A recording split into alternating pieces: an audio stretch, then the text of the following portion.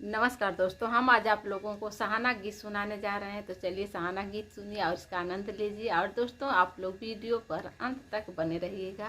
तो चलिए हम आप लोगों को सहाना गीत सुना दे रहे हैं।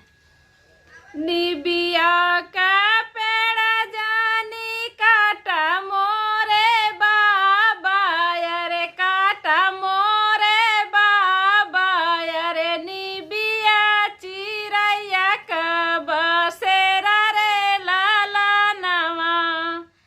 निबिया का पेड़ जानी काटा मोरे बाबा, अरे काटा मोरे बाबा, अरे निबिया चिरैया का बसेरा रे लाला नवा।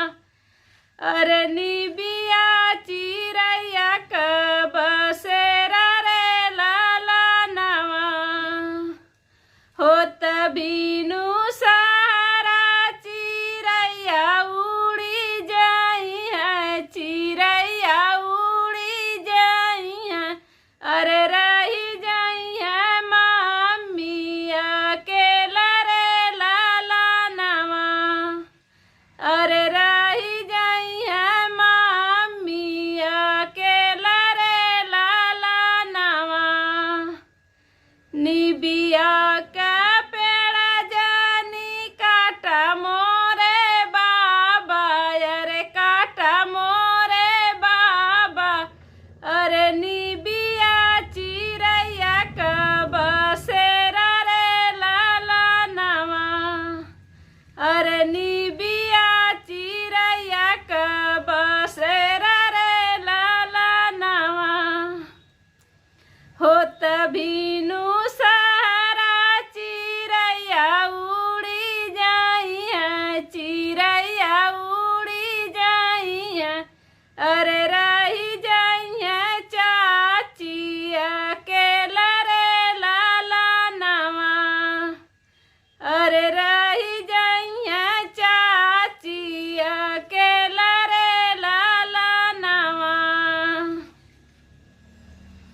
निबिया का पेड़ जानी काटा मोरे बाबा, अरे काटा मोरे बाबा, अरे निबिया चिरैया का बसेरा रे लाला नवा। अरे निबिया चिरैया का बसेरा रे लाला नवा। हो तबीनु सारा चिरैया उड़ी जाई है, चिरैया उड़ी जाई है। अरे रही जाई है भाभी अकेला रे लाला नवा। अरे रही जाई है भाभी अकेला रे लाला नवा। निबिया का पेड़ जानी काटा मोरे बाबा, अरे काटा मोरे बाबा, अरे निबिया चिरैया का बसेरा रे लाला नवा। अरे निबिया चिरैया का बसेरा रे लाला नवा। तो दोस्तों ये गीत कैसी लगी कमेंट करके जरूर बताइएगा। फिर भी नहीं अगले गीत में, तब तक के लिए नमस्कार।